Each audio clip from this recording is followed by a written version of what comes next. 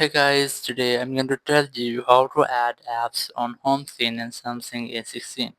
If you are using Samsung A16 and you want to add apps to your home screen, so let's see how you can do this.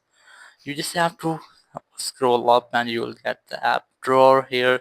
Just select the app which one you want to add to your home screen. Then I'm going to select or add this one, so just keep a long press on it.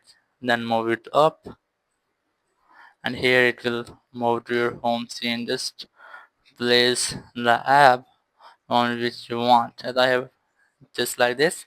And here's the second way.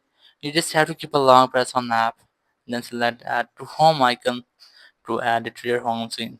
This is the third way. You must have to enable settings, so go for settings and settings, just scroll down and look for home screen, tap on it, and here you will get that setting which is add new apps to your home screen. You must have to turn on the setting which I have already enabled, and after that whenever you get a new app it will automatically add it to your home screen. So that's how you can easily add apps on your home screen in Samsung A16. Thank you very much for watching the video. Until the next video, bye bye.